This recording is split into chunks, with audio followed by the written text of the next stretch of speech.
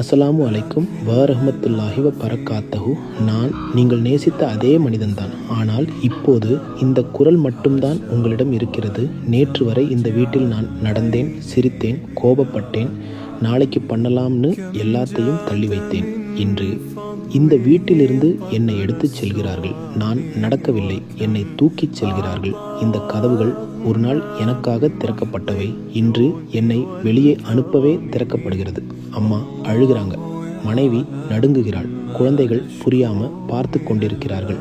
நான் சொல்ல நினைத்த வார்த்தைகள் என்னோட நெஞ்சுக்குள்ளே புதைந்து போய்விட்டது. இப்போது மஸ்ஜித் நான் முன்பு தொழுத இடம்தான். ஆனால் இன்று நான் சப்தமில்லாமல் கிடக்கிறேன்.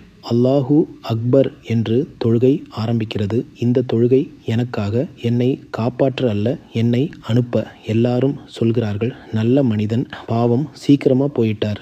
ஆனால் என்னோட அமல் தான் உண்மையை சொல்லும். இப்போது கபர், மண் என் முகத்தை மூடுகிறது, ஒளி குறைகிறது, சப்தங்கள் மறைகிறது. நான் தனியாக இருக்கிறேன். அந்த நிமிடம்தான் நான் உணர்ந்தேன், பணம் வரல, பதவி வரல, ஃபோன், ஸ்டேட்டஸ், புகழ் எதுவும் வரல.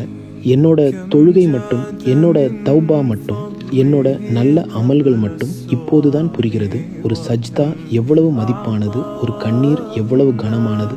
அப்புறம் பார்த்துக்கலாம் சொன்ன ஒவ்வொரு நிமிடமும் எவ்வளவு ஆபத்தானது. நான் உங்களிடம் கேட்கிறேன், இன்னும் உயிரோடு இருக்கிறீங்க இல்லையா? அதுவே மிகப்பெரிய நியாமத். இன்றே திரும்புங்கள், இன்றே பாவம் மன்னிப்பு கேளுங்கள், இன்றே தொழுகையை சரி செய்யுங்கள். நாளைக்கு நேரம் கிடைக்கும் என்று நினைக்காதீர்கள். ஏனெனில் நானும் அப்படித்தான் நினைத்தேன். குல்லு நஃப்ஸின் தாயிக்கத்துல் மவுத், ஒவ்வொரு உயிரும் மரணத்தை சுவைத்தே தீரும்.